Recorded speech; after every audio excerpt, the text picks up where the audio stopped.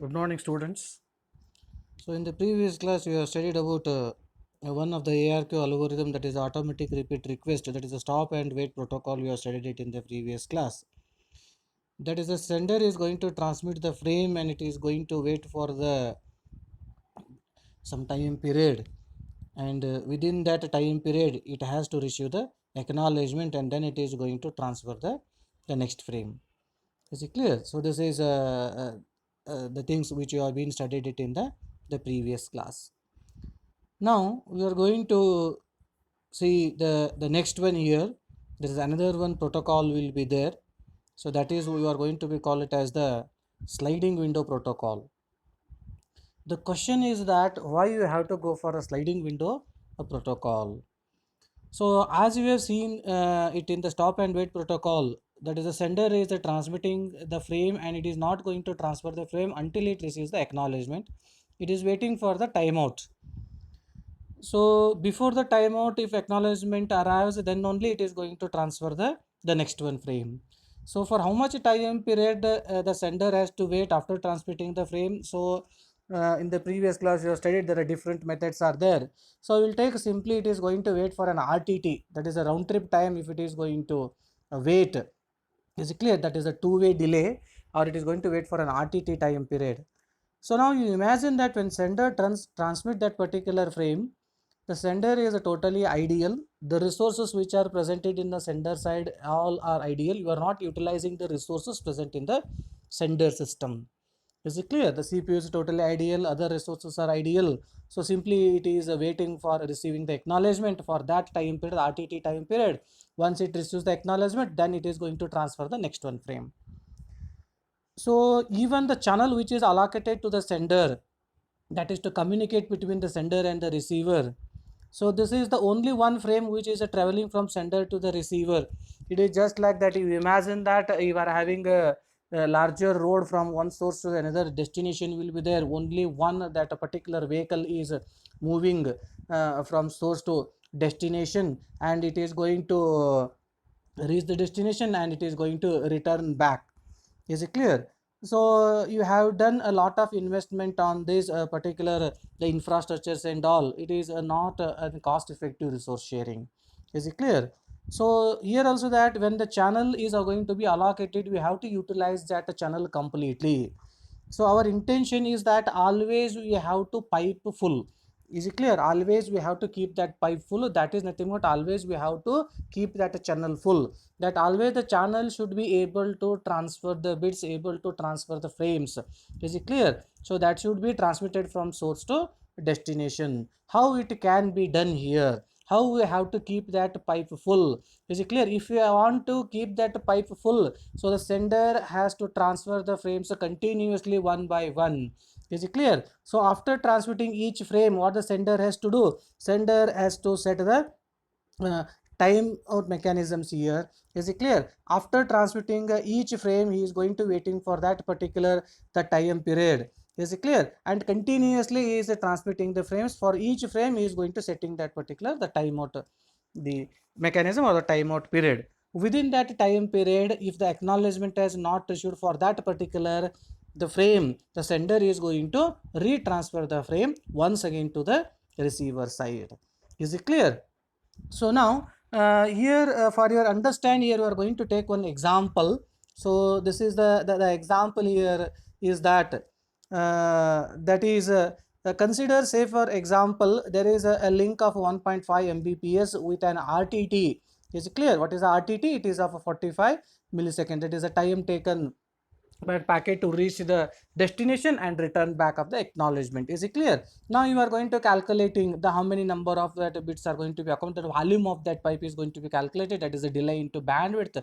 Is it clear? So the product of 67.5 kb or approximately it is going to hold up to 8 kb. Is it clear? Approximately how many that bytes it is going to holding? 8 kb. That is a capital B is there. 8 kilobytes it is going to be holding. Now since the sender can send only one frame per RTT. Is it clear? Sender is going to be send only one frame per RTT, assuming that as the size of that particular frame is of 1 kilobyte. Is it clear? Now the maximum sending rate bits per frame divided by the time per frame. If you are going to be calculated, here they have done the calculation, it is 182 kilobits per second, or you are going to say that it is the 1/8 of the link capacity. Is it clear? It is 1/8 of the link capacity. So to utilize this particular link, so what you have to do, sender should be able to transfer up to 8 frames before waiting for an acknowledgement of the first frame which he has transmitted. Is it clear? Already you have calculated that is 8 kilobyte is there. So you are going to transmitting each frame size of 1 KB. Is it clear? Until the sender receives an acknowledgement for the first frame, already you are transmitted how many number of frames? Already you have transmitted 8 frames. Okay, so that is to keep that pipe full or to keep that channel full. It is, that is 1/8 of the link capacity. Is it clear? The sender should transmit up to 8 frames before having to wait for an acknowledgement. Is it clear? So now here, after the sender wanted to transfer the 9th frame, is it clear? At that time, so sender is going to receive the acknowledgement of the first frame. So in this way, continuously sender is able to transfer the information. Okay, so that is acknowledgement for the first frame arises when sender is ready to transfer the 9th frame. The algorithm that allows us to do this is going to be called as a sliding window protocol. So this is the example. Based on this example, I'm going to explain it. That is a continuously you are going to be transmitting, you are receiving the acknowledgement. So according to our the link, the example what we have taken, that it is ready to transfer the 9th frame, at that time you are going to receive the acknowledgement of the first one. Is it clear? Now you are going to study about that the sliding window algorithm works as follows. First, the sender has to assign a sequence number for the frame which you wanted to transfer. Is it clear? So there is a one field we have to be reserved in the header of that frame which you are going to be transmitting, that we call it as a sequence number. So already you know in the stop and wait protocol what is the importance of the sequence number. So the sequence number is used to identify the duplicate frames. Is it clear? So to each frame you are going to be assigning the sequence number, and this sequence number, so what you are going to be assigning, it should have some finite size. It means that how many number of bits are used to represent a sequence number in the header field. Say for example, if I am going to use a 1 bit that is in the stop and wait protocol, so you are having a two sequence numbers. One is the sequence number 0, another one is the sequence number 1. Okay, but here in this sliding window, continuously you have to transfer this. So for your understanding, we are going to take an example of the 3 bits. Is it clear? So this is a 3 bits is a one that is a finite size. That is the sequence numbers what you are going to be assigning, it should be finite size. It should not be the infinite size. If you take an infinite size, then the number of bits which is used to represent the sequence number on the header field continuously goes on increasing, then the size of the header increases. It should not be like that. Is it clear? It should be fixed one. So for that you should have a finite size of the sequence numbers.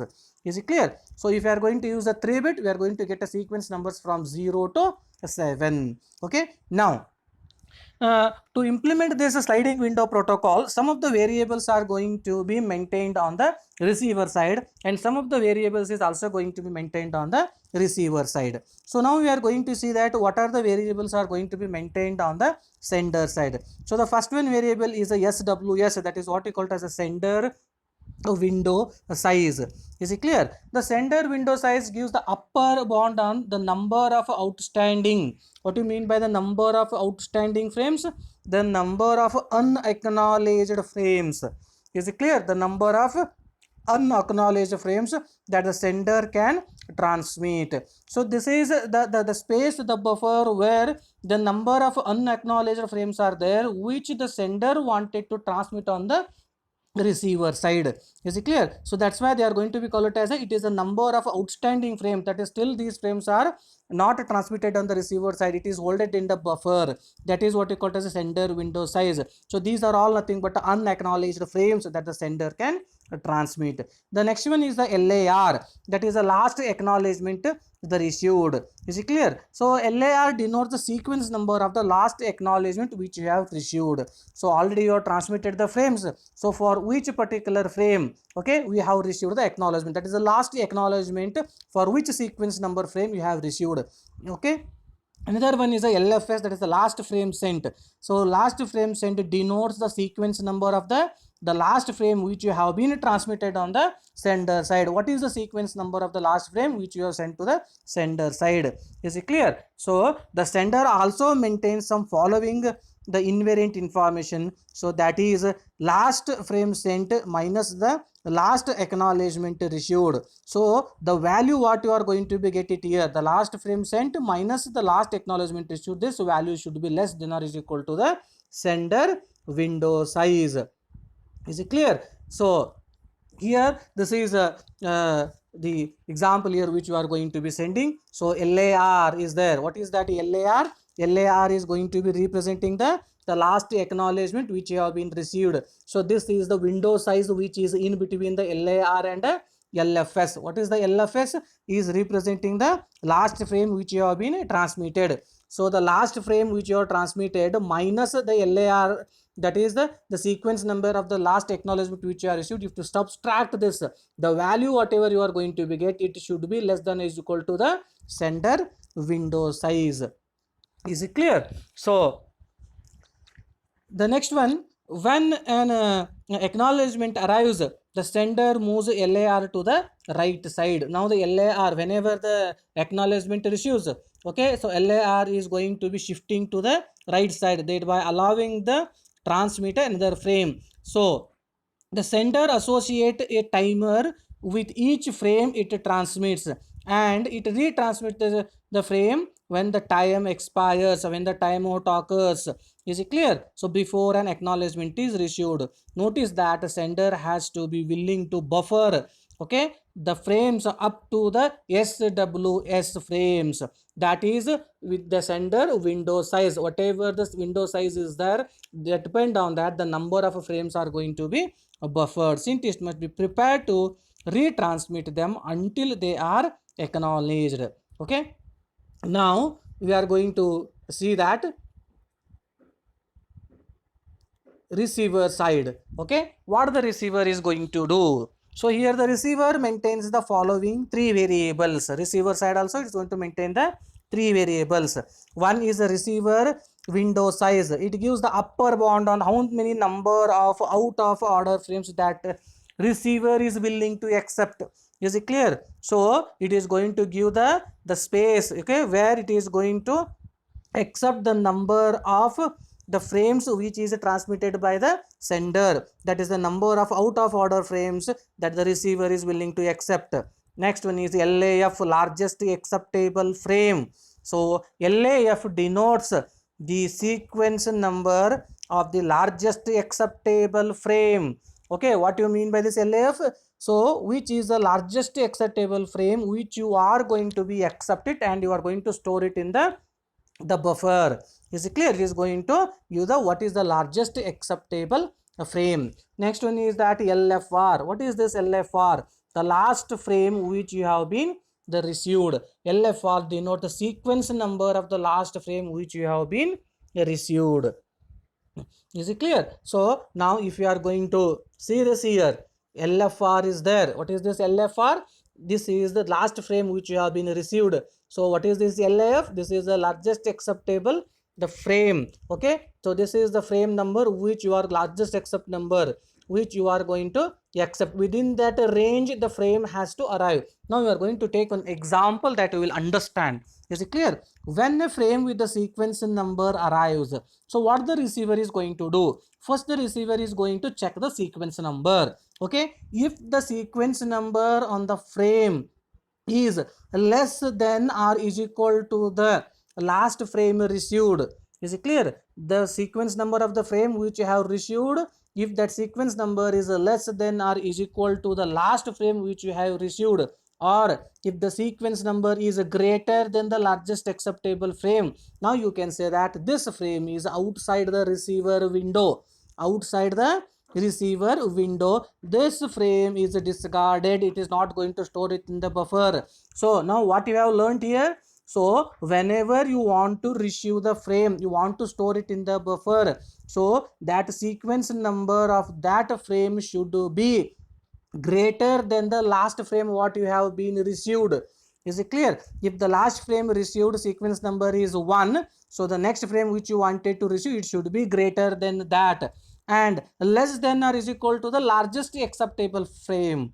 Is it clear? If the largest acceptable frame is 4, okay, so the sequence number of that particular the frame should be less than or is equal to 4. It should not be more than 4, because this is the window size here which you are going to be defining. The last frame received, next one is the largest acceptable frame. Within that, you the frames whatever you are going to receive, it should be within that range. The sequence number of that frame should be within that the range. When the frame is within the receiver window, it is accepted. Okay, and now the receiver need to decide whether or not to send an acknowledgement.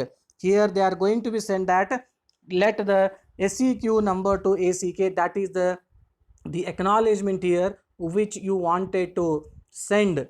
Is it clear? So that is here denote the largest sequence number not yet acknowledged. Is it clear? What is this sequence number to acknowledge? This is the sequence number. Still you have not acknowledged the frame you have received, but you have not acknowledged the sequence number. So for that, what you are going to do? LFR is equal to, okay, so SEQ number to acknowledge. What is the LFR? Okay, that is the last frame which you have received. So that frame acknowledgement you have to send, that frame sequence number you have to acknowledge.